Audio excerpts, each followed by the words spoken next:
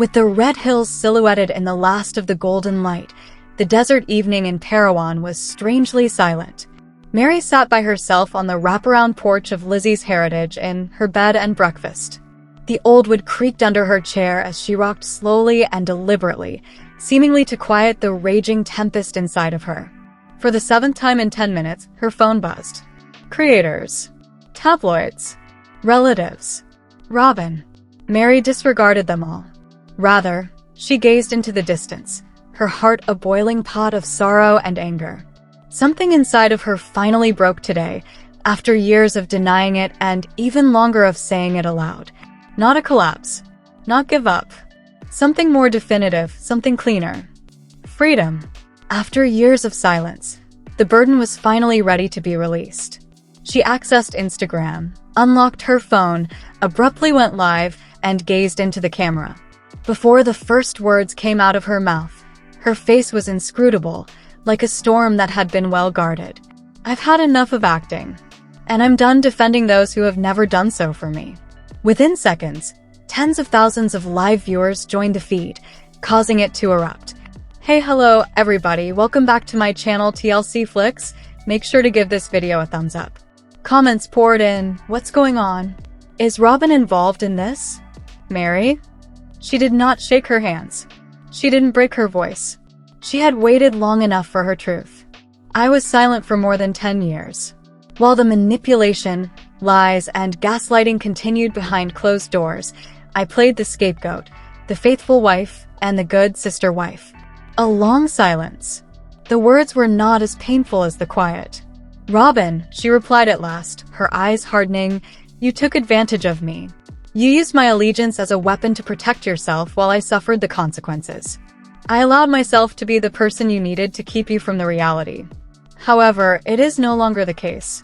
Meri recalled the time in Vegas when Robyn was a new part of the family, the new spouse, a rescued single mother, the one who broke down in tears at every family gathering, the person who consistently appeared to be both clever enough to understand exactly what she was doing and delicate enough to excuse Cody's preference. Meri took the legal step back. They informed her, so she can get the adoption. You're acting appropriately. Meri sacrificed her official marriage because she believed it would strengthen their family. At night, Meri sat by herself in her home as Robyn and Cody cuddled up in theirs, their hushed giggles resonating across the cul-de-sac.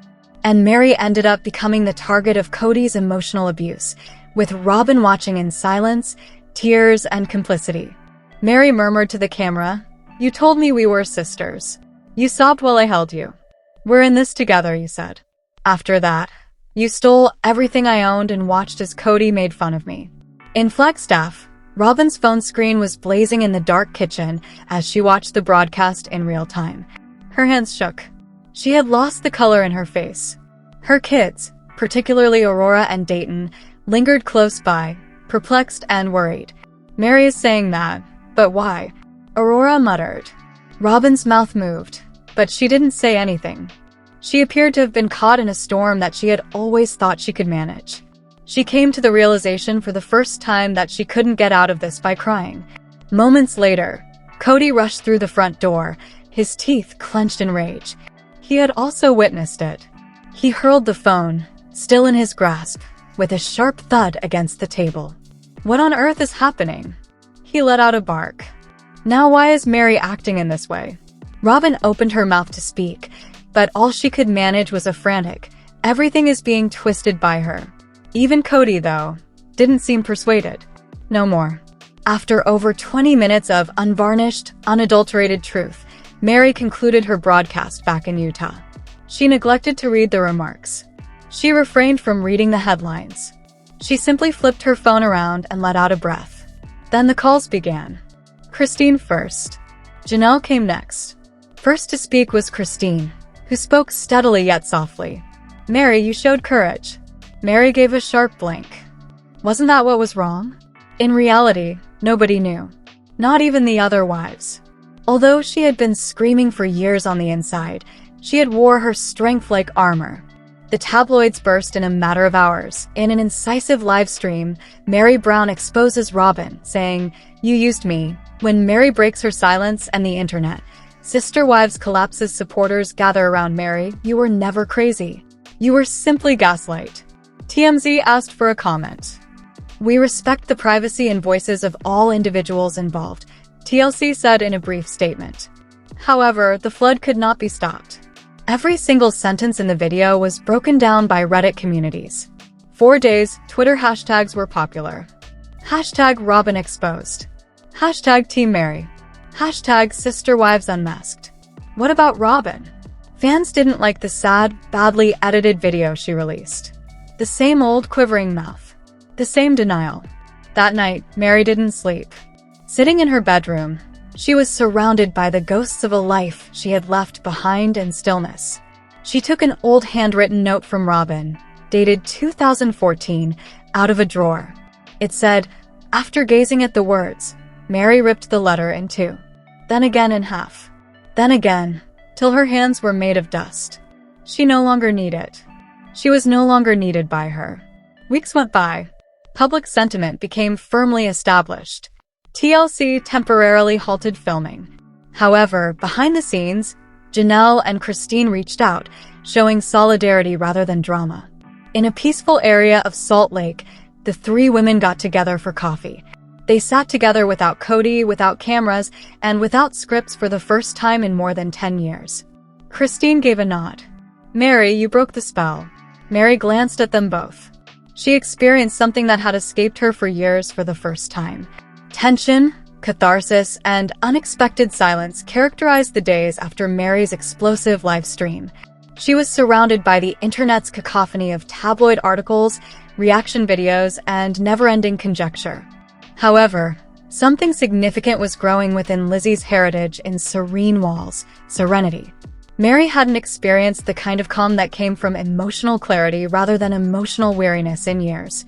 For the first time in more than 10 years, she woke up wondering how to nourish her own soul rather than how to solve someone else's chaos. She repainted the guest rooms at the inn because she wanted to, not because they needed it. She started holding small community dinners on the porch, hung new curtains, and planted lavender in the garden. She was now revered by the locals, who had previously thought of her as a reality TV anomaly. This devotion was reserved for individuals who had survived fire, not unharmed but glowing. Then Elijah arrived. She didn't anticipate him. While in town for a lecture series, Elijah, an American history professor from a nearby institution, had reserved a weekend stay at Lizzie's. Elijah saw more than the old quilts and framed pictures. He was tall, quiet, with salt and pepper hair and eyes that seemed to hold memories. He saw Meri. Mark Twain was the subject of their first discussion. Their second concern borders. Meri was laughing by the third, unrestrained and completely, as she hadn't done since before Flagstaff. He didn't inquire about TLC, Robyn, or Cody. He inquired about her, what she feared, what she wanted now that she had her life back, and what made her proud. They sat together one evening beneath a starry sky. As Elijah talked about resilience, Meri found herself leaning in, the type that comes from waking up after years of obscurity and declaring, I still matter. This resilience is not the kind that looks nice in social media quotes. And there's more. Robyn Brown, actress of Sister Wives, has come under fire for her actions at the tell-all after responding to criticism on her relationship with Cody Brown. Robyn, who joined the program in 2010, became Cody's fourth wife. Robyn and Cody's other ex-wives, Meri Brown, Janelle Brown, and Christine Brown, are at odds mostly because of long-standing family strife and disputes that are common in polygamous partnerships.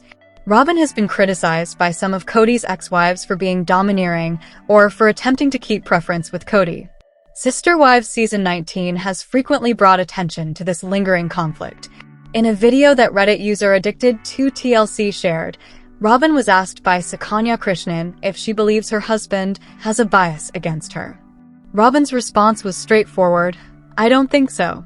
Based on Robyn's reaction, the fans stated that they believe she is unaware of the definition of the word bias. They did point out, though, that Robyn was able to hide it quite effectively if she truly did not understand what bias meant. Master Dimension 452 noted that Robyn also responded, I don't know, multiple times during the conversation while Mrs. Trieger laughed. She uses the Cody to English dictionary. Many questioned Robyn's candor and honesty at the reunion based on her succinct responses and general manner. She frequently declined to respond to inquiries about the dynamics of the family, giving the impression that she was hesitant to interact with the host. Her protective demeanor revealed a lack of responsibility, especially with regard to her family ties. Robyn was once questioned by host Sakanya if she liked being a sacred cow, a moniker Janelle had given her on the show. Robyn's unease and reluctance to properly confront the family conflicts were further demonstrated by her response to this question. I'm not sure. In any case, Robyn responded, "I don't care," continuing her habit of providing succinct and ambiguous responses. Robyn reiterated, "I don't know what that is," without going into further detail when host Sakanya inquired as to whether "moo" was a phrase. She also expressed her annoyance, telling Sakanya that she was sick of being the center of attention. Robyn hoped that rather than constantly bringing up her name, Cody's ex-wives would focus on their own relationships. In the meantime, Janelle noticed that Cody appeared to be trying to deflect blame from her by portraying himself as more of a monster. Robyn's defensive and circumspect responses during the Sister Wives special demonstrated that she is more concerned with maintaining her reputation than being truthful. Saying she felt cheated out of polygamy, and referring to herself as Cody's whipping boy, demonstrate her confused feelings but reluctance to properly confront the family issues. Her reluctance to delve fully into challenging subjects came out as an effort to steer the conversation, rather than address problems. On the surface, this strategy might maintain harmony, but it also begs the issue of how much true healing is taking place in the background. TLC's special one-on-one episodes featuring a few members of the Brown family were released just when it appeared like Sister Wives' 19th season could not be any more traumatic. In their individual interviews, the family members, who have been the focus of the reality TV show for almost 20 years, had a lot to say and weren't afraid to express their genuine feelings. Those who have been watching the special episodes will remember that when asked about his history of multiple marriages, Cody became quite defensive during his interview and became very hot. Janelle, Cody's now ex-wife, made some personal admissions about their relationship in her own one-on-one segment. Many fans considered Janelle to be their favorite character on the program. Her more relaxed manner and capacity for humor, even under pressure, make her seem endearing in each episode. She was unexpectedly open about how she and Cody first started dating in her own one-on-one special episode this past week. In 1993, the two got married, or more accurately, became a spiritual union according to Mormon doctrine. In what would eventually grow to be a huge family with 4 wives, Janelle was Cody's second wife after he had been married to his first wife, Meri, for about 3 years. According to Janelle's own account, her initial courting with Cody was a flurry of activity before they ultimately agreed to tie the knot shortly after. She clarified that, contrary to what fans might immediately believe, she wished the two of them had had more time to date. In other words, Janelle mentioned that she might have reconsidered continuing their relationship if she had had more time to truly get to know Cody. As longtime viewers of the show are aware, Janelle and Cody have since broken up. Christine was the first of his wives to leave him in 2021, and Meri and Janelle soon followed. Speaking on their relationship's demise, Janelle said it was a gradual breakdown of their chemistry, and that she realized she didn't have the kind of relationship she truly desired after witnessing Cody's treatment of Robyn. Cody revealed to the cameras that Janelle's request to split up seemed to catch him off guard. Janelle, for her part, maintained her position, stating that Cody could not have been caught off guard about the breakup. She went on to say that she was annoyed by Cody's tendency to play the victim when she had actually been the one who had experienced emotional neglect. She declared, "I want my feelings, boundaries, and emotions respected, so I'm definitely not playing the victim card." She said, "I don't think that's being a victim." This season, Cody and Janelle have had moments despite their estrangement. Of course, the most important is the reunion to honor their late son Garrison, who died by suicide the previous year. The devastating moments when the different family members learned of Garrison's death and grieved for their 25-year-old son, brother, and cousin were chronicled in Season 19. Cody and Janelle put aside their previous disagreements and joined forces to mourn their son, both of them expressing their sadness at not being able to spend one more moment with Garrison. In Wyoming, a site that was significant to both sides of the family, they decided to bury Garrison together. Cody even offered to assist in excavating the grave for Garrison's last resting place. It appears that Janelle will be starting a new chapter in her life. Janelle has left their Arizona home, where they were originally from, just like her sister wife Christine. She currently resides in North Carolina, where she works and takes care of a farm that she and her daughter, Maddie Brush, jointly own. It's uncommon to state that the sister wives Brown family has acted elegantly, but when it comes to their response to the passing of Garrison Brown, the son of Cody and Janelle Brown, that appears to be the case at last. The entire family suffered a terrible loss, and for once, they appeared to be in agreement about how they handled or failed to handle it on the show. Unfortunately, Garrison committed suicide on March 5, 2024. His demise sent shockwaves through the entire family. However, the Brown family chose not to go into great detail about Garrison's passing on the show, rather than splattering it everywhere and sensationalizing such a traumatic event in their lives. Instead, they decided on an appropriate remembrance. This also persisted during the tell-all. The death of Garrison was unacceptable. On the day of the interviews, host Sukanya Suki Krishan and her staff learned they would be discussing Garrison. On the podcast of The Sarah Fraser Show, Suki discussed it briefly. Sarah discussed her experiences interviewing the Brown family with Suki on the show. She discussed the special family dynamic, how she established a secure environment, and the reasons she chose not to discuss Garrison's death. How did you discover that the tell-all would not cover Garrison? Suki said, "We learned that day that they didn't want to go there. That's why I offered my condolences at the beginning of the show. I applaud TLC for doing a beautiful job honoring him in the way they could," she continued. It is challenging, but it also serves as a network for the exchange of knowledge while maintaining a line of respect and understanding. I have no idea what people desire. That is surrounded by enough tragedy, grief, and despair. Undoubtedly, Sister Wives has experienced its share of highs and lows. However, it appears that they wish to keep Garrison from dying while performing in the circus.